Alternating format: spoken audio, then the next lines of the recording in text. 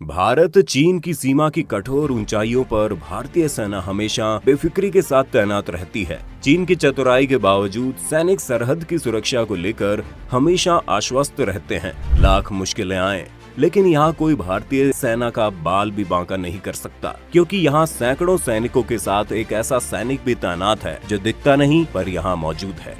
जी हाँ, हम बात कर रहे हैं बाबा हरभजन सिंह की। हरभजन सिंह का जन्म 30 अगस्त 1946 को गुजरांवाला, जो कि अब पाकिस्तान में है, वहाँ हुआ था।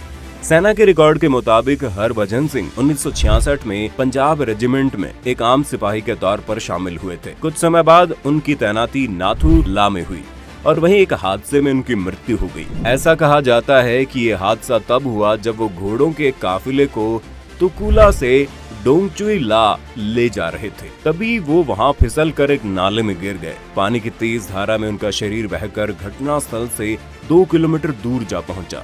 उनके शरीर को ढूंढने की काफी कोशिश की गई। उस दिन काफी बर्फबारी भी हुई, लेकिन फिर भी शरीर का कुछ पता नहीं चला। सेना को लगा कि हरभजन अपनी ड्यूटी से बचने के लिए भाग गए हैं, लेकिन कुछ समय बाद एक रात वो अपने साथी के सपने में आए और उन्होंने अपने उस साथी को बताया उनका शरीर कहाँ पड़ा है। सुबह होते ही जब सैनिकों ने तलाश की तो हरभजन सिंह का शव और राइफल वहीं से बरामद हुए जहां उन्होंने सपने में बताया था। सेना से हरभजन सिंह को भगोड़ा मारने की गलती हो गई थी, इसलिए उन्होंने अपनी इस भूल को सुधारा और उनका अंतिम संस्कार पूरे सम्मान के साथ किया।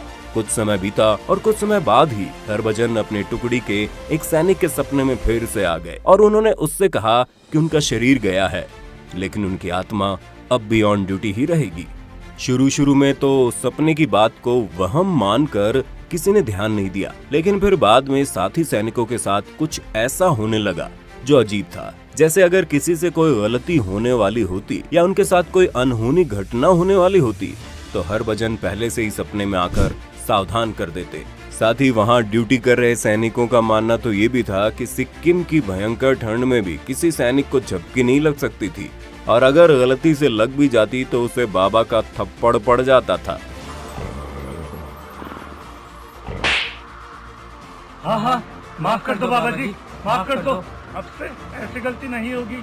सैनिकों को हमेशा ये एहसास होता था कि हरभजन सिंह हमेशा उनके साथ है। ऐसा नहीं है कि सिर्फ भारतीय सैनिकों को ही हरभजन सिंह के होने का एहसास हुआ हो, बल्कि कई चीनी सैनिक भी इस बात को मानते थे।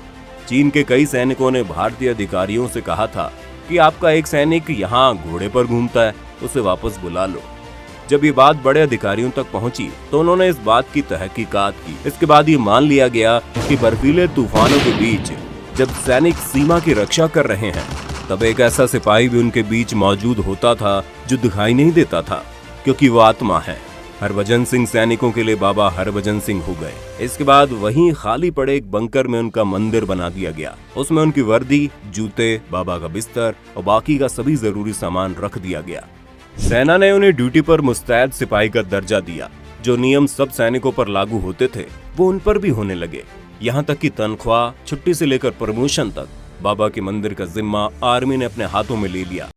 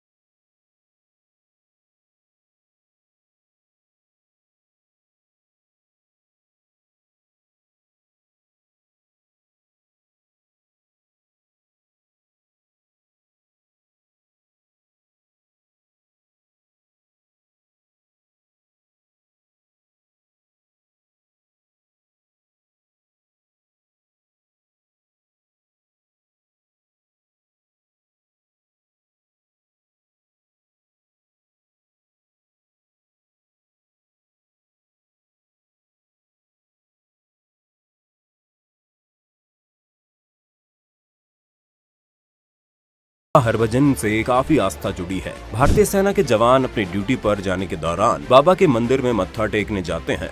ऐसा माना जाता है कि बाबा हरभजन सिंह जेलेब दर्रे से लेकर नाथुला दर्रे तक भारतीय सीमा की रक्षा करते हैं। नाथुला में बाबा हरभजन की याद में 2 स्मृति स्थल बने हैं। इनमें से एक ओल्ड बाबा मंदिर जो ओल्ड सिल्क रोड पर बना है, जबकि दूसरा न्यू बाबा मंदिर कहलाता है। ये नाथू ला में ही है, लेकिन डोकलाम से नजदीक है। ये न्यू बाबा मंदिर डोकलाम से सिर्फ 4 किलोमीटर की दूरी पर है। दोस्तों, क्या आप भी इनके बारे में पहले से जानते थे?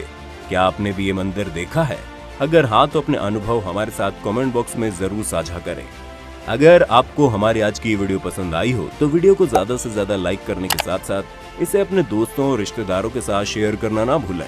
साथ ही अगर आप हमारे YouTube चैनल पर नए हैं तो चैनल को सब्सक्राइब जरूर करें